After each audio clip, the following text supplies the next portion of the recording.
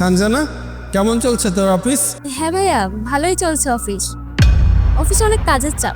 আমি আর আমাদের ছোট ভাই দীপ তোর সঙ্গে দেখা করতে চাই। তোর কখন সময় হবে? ভাইয়া আমি তো তোমাকে বললাম কাজের অনেক বেশি চাপ। আমি যদি ফ্রি হই তখন তোমাদের সাথে দেখা করব। আর এখন যদি তোমরা আসো তাহলে তো আমি তোমাদের টাইম দিতে পারবো না, আর তোমাদের টাইম দিতে না পারলে আমারই খারাপ লাগবে। এর থেকে ভালো হয় অফিসে যেদিন কোনো পার্টি বা অকেশন থাকবে সেদিন আমি তোমাদের আসতে বলবো, সেদিন তোমরা এসো। মানলাম তোর ব্যস্ততা থাকে, কিন্তু কখনো কখনো তো তোর ছুটি থাকে, তাই না? তুই একটা কাজ কর, তোর অফিসের লোকেশনটা আমাকে পাঠা, আমরা দুজন আসছি। তোর অফিস ছুটি পর আমরা দেখা করব। না না ভাইয়া, তোমাদের এখানে আসতে হবে না। আমার কাজ শেষ হলে আমি নিজেই গিয়ে তোমাদের সাথে দেখা করে নিব।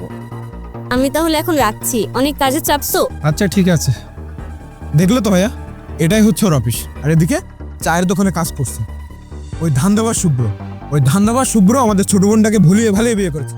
এখন এখন দেখছো চায়ের দোকানে কাজ করাচ্ছে। তুমি শুধু একবার বলো ভাইয়া, ওই শুভ্রর হাত পা আমি ভেঙে গড়িয়ে দিয়ে আসি। কত ভালোবেসে বড় করেছি আমাদের ছোট বোন সঞ্জনাকে, আর এখন ও চায়ের দোকানে কাজ করাচ্ছে। চল ছোট, আর কতদিন এভাবে লুকাবে বলো? একদিন না একদিন তো তোমার ভাইদের বলতেই হবে। আসলে আমি তো তাদের যোগ্য না। একটা কাজ করো, তুমি ওনাদের সত্যিটা বলে দাও যে আমাদের একটা চায়ের দোকান আছে, এই দোকান চালিয়ে আমাদের সংসারটা চলে, আর এটা থেকে আমাদের রোজগার হয়। না না, এটা আমি আমার ভাইদের বলতে পারবো না। আমার ভাইরা আমাকে অনেক বেশি ভালোবাসে। ওরা আমাকে বোন না, নিজের সন্তানের মতো যত্ন করে। ওরা যদি জানতে পারে আমি এত কষ্ট করছি তাহলে অনেক বেশি রাগ করবে আর বেশি কষ্ট পাবে। তুমি টেনশন করো না তো, আমরা দুজন মিলে কাজ করলে একদিন না একদিন অবশ্যই কিছু না কিছু করব। এই তাহলে তোর অফিস, আর এই কাজ করিস তো এখানে? অনেক ব্যস্ত থাকিস এই কাজ নিয়ে, না? কেন কেন মিথ্যা বলেছিলি এতদিন? ভাইয়া আসলে তুই তো বলেছিলি তোর হাজবেন্ড বড় কোম্পানিতে ম্যানেজারে চাকরি করে, এই তোর বড় কোম্পানি। তুই আমাকে সবসময় বলে এসেছিস তুই অনেক ভালো আছিস, তোর টাকা পয়সা গাড়ি বাড়ি কোনো কিছুর অভাব নেই, এই তোর ভালো থাকা। তুই তো জানিস তোকে আমরা দুই ভাই কতটা ভালোবাসি। তোর চোখের এক ফোঁটা পানি আমরা সহ্য করতে পারি না। এই অবস্থা দেখে তো আমাদের দুই ভাই মরে যাওয়া উচিত। তুই সামান্য এক চার দোকানে কাজ করিস, আর তোর বর সামান্য একজন চাওয়ালা। কিসের এত কমতি ছিল তোর? এত বড় একটা মিথ্যা কথা বলে সামান্য একজন চার দোকানদারকে বিয়ে করলি। তুই ওই ছেলেটাকে কখনো আমার সাথে দেখা করাসনি। বলেছিস ভালো আছিস, সুখে আছিস। ভাইয়া আমি তোমাকে সত্যিটা বলতে চেয়েছিলাম, কিন্তু কবে কবে বলতে চেয়েছিলি তুই? আর তুই, আমি জানতে চাই না তোর ফ্যামিলি ব্যাকগ্রাউন্ড কি, আর আমি এটাও জানতে চাই না কি জাদুটনা করে তুই আমার বোনকে ফাঁসিয়েছিস। আমি আমার বোনের কষ্ট আর দেখতে পারবো না, কারণ একটা ভাইয়ের জন্য এটা খুব লজ্জাজনক এবং দুঃখের। বল, কত টাকা হলে তুই আমার বোনের জীবন থেকে সরে দাঁড়াবি? ভাইয়া তুমি এসব কি বলছো ওর সাথে? দেখ, তুই চুপ কর। আমি ভালো করেই জানি তোর কিসে ভালো হবে আর কিসে খারাপ হবে। নিজের মতো করে বিয়ে করে নিয়েছিস, আজ তো নিজের চোখেই দেখতে পাচ্ছি তোর জীবনটা কতটা কষ্টের। এটা আমি আর হতে দিব না। আমরা তোকে ভালো জায়গা বিয়ে দিয়ে দিব, এই ধান্দাবাজের কাছে তোকে আর থাকতে দিব না। বল কত টাকা চাস, আর কত টাকা হলে তুই আমার বোনের জীবন থেকে সরে যাবি? ভাইয়া, আমি সঞ্জনাকে ভালোবাসি। আমি কোনদিন স্বপ্নেও কল্পনা করতে পারি না যে ওকে আমি ছেড়ে দেবো। 5 লাখ টাকা দিব তোকে আমি। ভাইয়া, আপনি ভুল মানুষের সঙ্গে লেনদেন করতে এসেছেন। 10 লাখ। ভুল করছেন আপনি ভাইয়া। 25 লাখ দিব তোকে। ভাইয়া, আমি আপনার কোনো টাকাই নিব না। আপনার টাকা আপনি আপনার কাছেই রাখেন। ভেবে দেখ, তুই তোর কপাল খুলে যাবে। সামান্য একজন চায়ের দোকানদার। যাই হোক, এসব বাদ দে, 50 লাখ দিব তোকে। ভাইয়া, আমি আপনাকে বারবার বলছি আপনি ভুল মানুষের সঙ্গে লেনদেন করতে এসেছেন।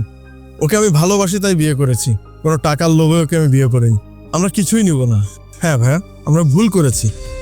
আপনাদের কোনো কিছু আমি জানাইনি। আপনাদের থেকে আমি লুকিয়েছি যে আমি একটা বড় কোম্পানিতে ম্যানেজার পোস্টে চাকরি করি। আর মিথ্যা বলার কারণ হচ্ছে আপনার বোনই আমাকে বলতে বারণ দিয়েছিল আপনাদের। কারণ আপনারা যদি জানতে পারেন আপনার বোন কষ্টে আছে, তাহলে আপনারাও কষ্ট পাবেন। একটা কথা বলি ভাইয়া, কিছু মনে করবেন না। আমাদের ভালোবাসাটা পবিত্র ভালোবাসা। আমরা একজন একজনের হাত ধরেছি, হাত ছেড়ে দেওয়ার জন্য না। দেখলে তো ভাইয়া ও আমাকে কতটা ভালোবাসে। তুমি কি যেন বলেছিলে আমাকে জাদুটনা করেছি? ও আমাকে কোনো জাদুই করেনি, তবে হ্যাঁ একটা জাদু করেছে। ওর ভালোবাসা দিয়ে আমাকে জাদু করেছে। ওর ভালোবাসা নিয়ে অনেক বেশি লয়াল। এখনকার সময় মানুষ তো কয়েক হাজার টাকায় বিক্রি হয়ে যায়, কিন্তু তুমি ওকে 50 লাখ টাকা দিতে চাইলে, তারপরেও ও সেটা নিল না। ও চাইলে কিন্তু এতগুলো টাকা দিয়ে ওর লাইফটা সেট করে নিতে পারতো, কিন্তু ও তা করেনি।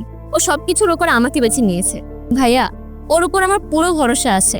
আমরা দুজন মিলে একসাথে কিছু না কিছু অবশ্যই করব। একদিন আমরা আমাদের সব স্বপ্ন পূরণ করব। একদিন আমাদের কাছে অনেক টাকা থাকবে। আমি না লাইফের একটা পর্যায়ে খুব ডিমোটিভেট হয়ে পড়েছিলাম। জীবন থেকে সবকিছু হারিয়ে যাচ্ছিল। মনে হচ্ছিল আমাকে দিয়ে আর কিছুই হবে না। কিন্তু আমি ভুলে গিয়েছিলাম আমার কাছে আমার ভালোবাসা আছে, আমার কাছে আপনার বোন আছে।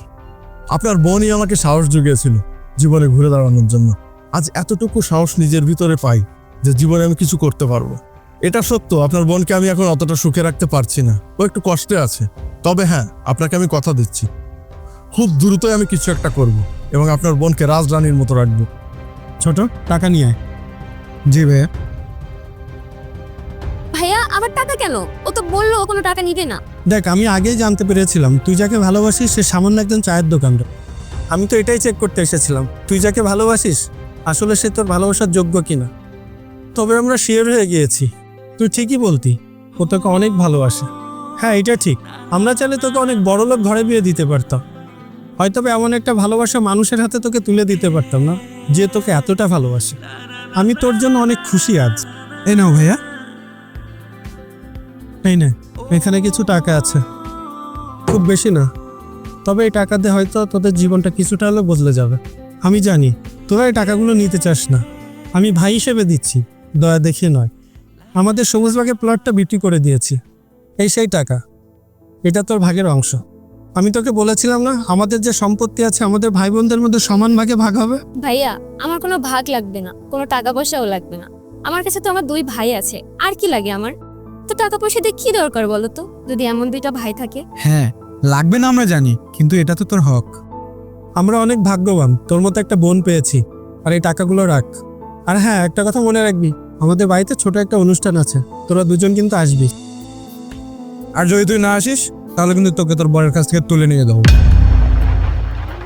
একটু মজা করলাম বোন। আসি তাহলে। চল ছোট।